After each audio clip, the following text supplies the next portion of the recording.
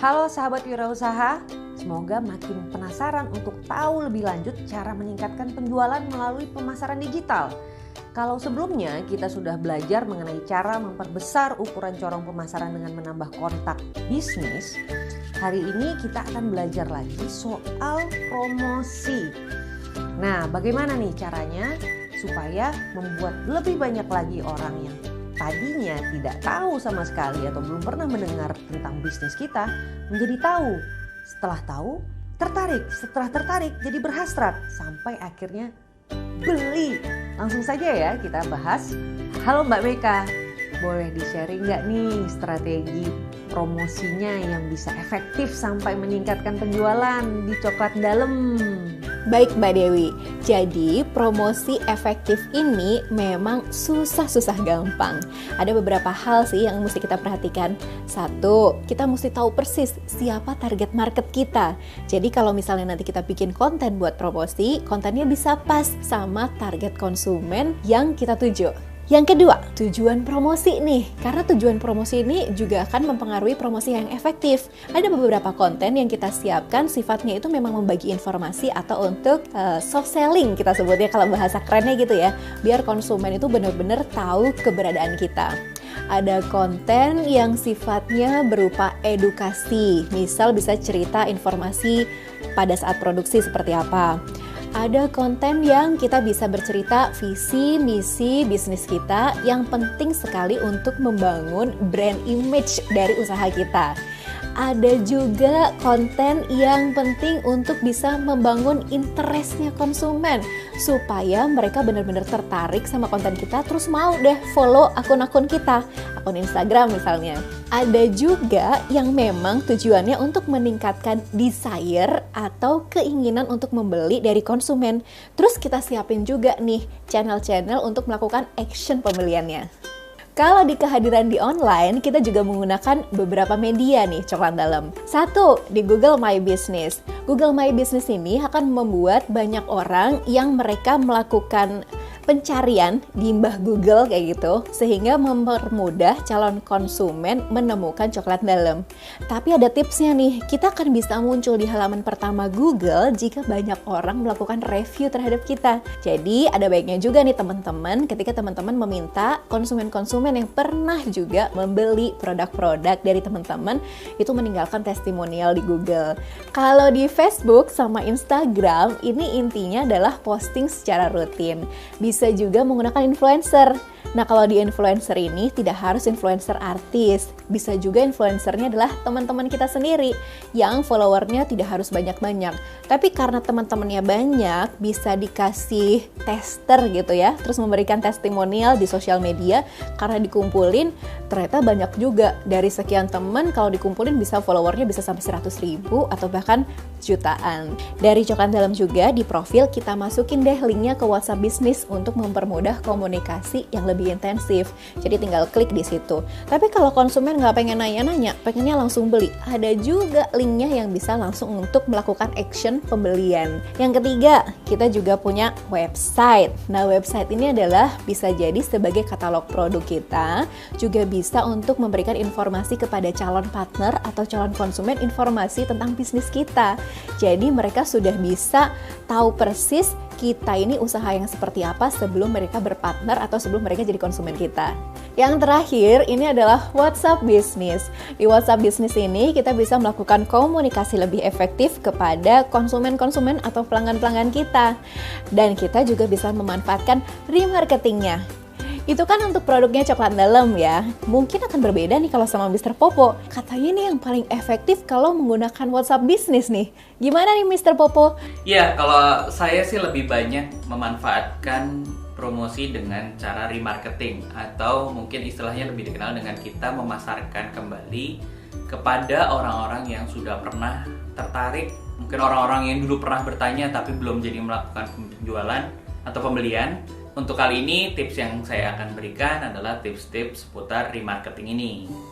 Yang pertama, kita harus membuat deskripsi dari bisnis kita yang detail dan jelas. Nah, kalau di WhatsApp bisnis saya, di sini tertulis nama bisnisnya adalah Beras Organik Orais. Keterangannya adalah produsen dan distributor beras organik Oras. Di situ aja ketika orang melihat sudah jelas kan. Jadi nanti ketika kita akan memfollow up pelanggan-pelanggan lama, maka dia langsung tahu bisnis saya apa sih. Oh, ini ternyata orang yang waktu itu atau bisnis yang waktu itu gitu. Yang kedua adalah kita memberikan penjabaran dari bisnis kita. Di sini saya kasih alamat kantor. Jadi kalau pelanggan itu mau datang bisa, jadi udah tertera di sini. Dan juga ada petanya loh di sini. Jadi tinggal diklik bisa langsung menuju ke titik di alamat kantor kami. Kemudian waktu buka. Jadi di sini saya sebutkan waktu buka toko jam 8 sampai jam 5 sore. Jadi orang-orang nggak akan perlu tanya lagi ya, udah tutup belum ya atau udah buka belum ya. Selanjutnya adalah selain nomor WA ini, saya selalu mencantumkan beberapa link. Yang pertama link email kalau mereka mau misalnya menjalin kerjasama atau website dari toko kita. Di sini juga saya bisa mencantumkan lagi link ke toko online yang ada di e-commerce. Katakanlah Tokopedia, Bukalapak atau Shopee. Kalau nggak punya bisa masukin Instagram ataupun link Facebook. Kita masukkan semuanya. Yang ketiga adalah kita melengkapi katalog produk di WA bisnis kita. Seperti contoh ya, ini saya punya katalog produk. Kalau kita klik di sini ada berbagai macam beras yang saya punya. Ketika diklik salah satunya, di sini saya akan berikan keterangan yang lengkap. Misalnya beras merahnya berbentuk bulat, karakternya pulen, aromanya wangi. Saya sertakan di sini pula ada cara memasaknya. Jadi instruksinya bahkan bisa kita masukkan di sana. Di sini juga saya memasukkan beberapa foto sekaligus. Jadi foto bisa lebih dari satu.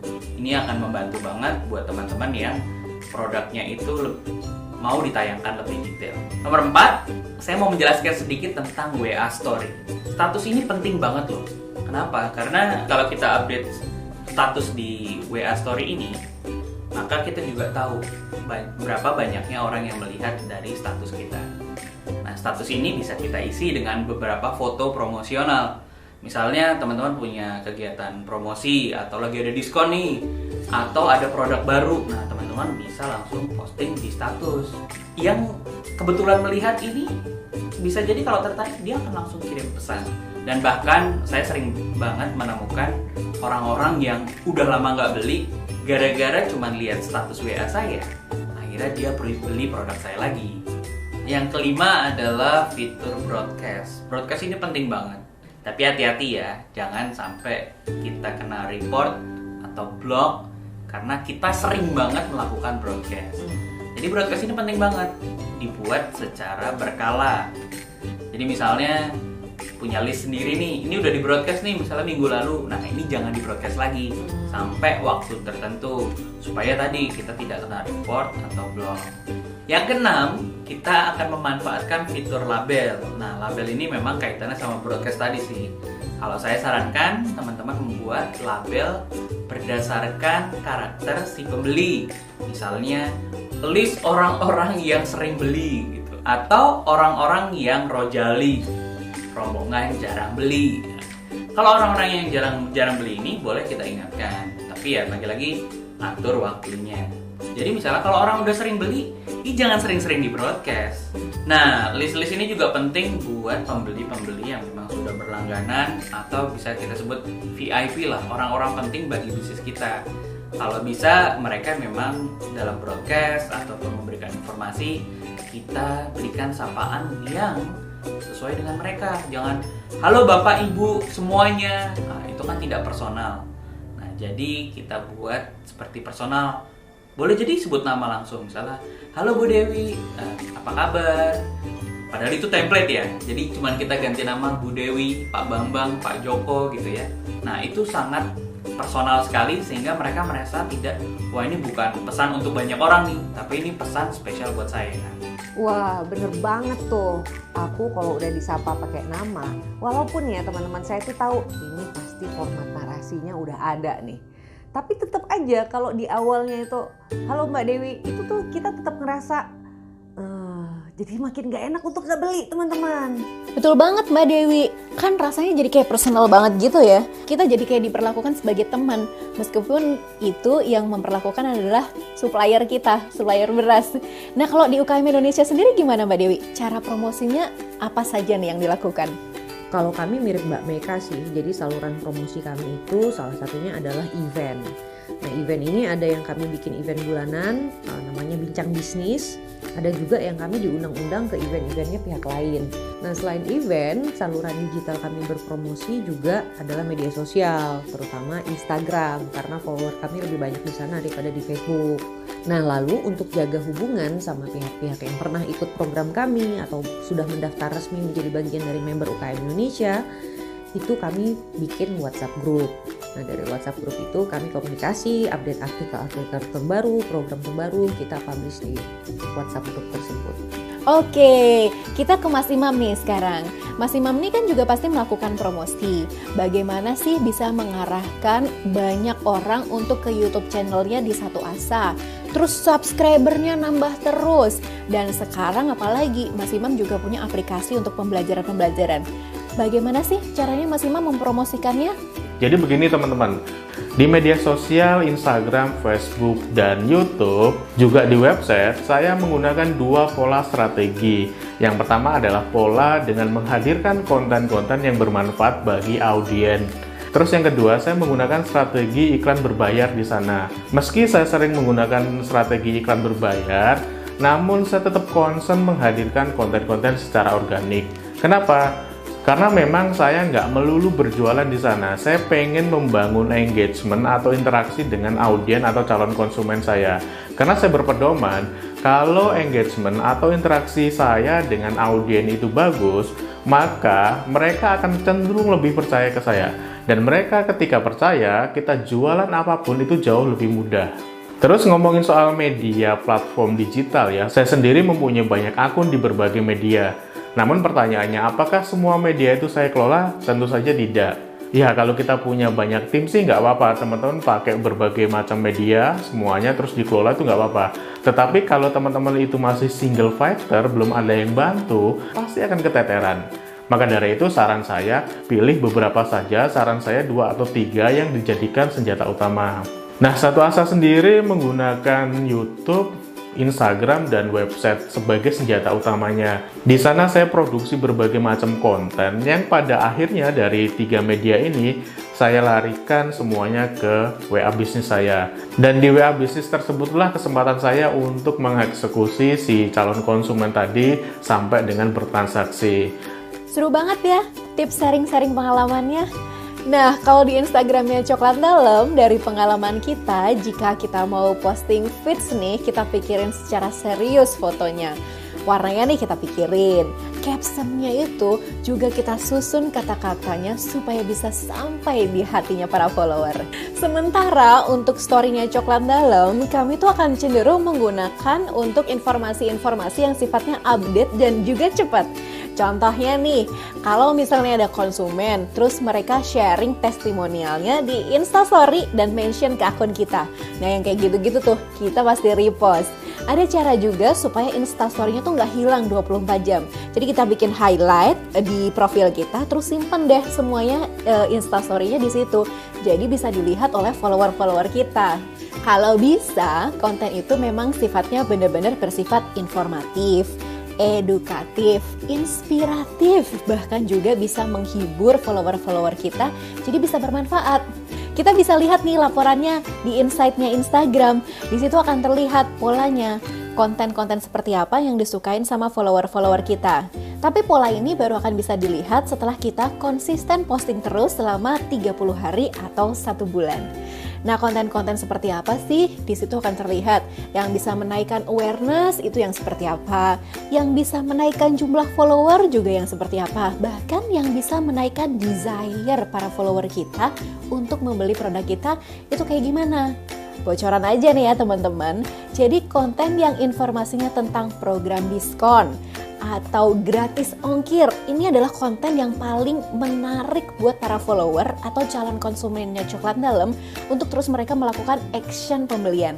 Jadi kita sering nih siapin program-program yang seperti ini yang juga kerjasama sama marketplace yang kita available produknya. Oh iya, saya tiba-tiba teringat di beberapa event di mana saya diundang jadi pembicara, dan waktu itu pesertanya adalah anak muda, masih mahasiswa. Mereka ratusan peserta saat itu untuk sedekah jempol sama saya. Terus saya tungguin handphone saya beneran nggak nih akun @UKM_Indonesia_ID naik. Kalau belum naik, saya bilang lagi ke mereka, mana nih sedekahnya, ayo dong sedekah jempol gitu. Nah jadi mungkin strategi itu bisa jadi jalan lain. Saya pernah melakukan hal itu, tapi ingat teman-teman, untuk berpromosi juga harus ada etikanya. Kalau pesertanya pada saat itu bukan anak muda, bukan mahasiswa, pasti saya nggak berani lakukan itu. Jadi untuk sukses menambah follower dan khususnya menambah penjualan, kita bisa lakukan banyak cara seperti yang sudah disampaikan tadi. Jadi yuk lebih rajin mengeksplorasi diri, temukan cara yang paling sesuai dengan bisnis kita. Untuk itu bisa simak terus video berikutnya.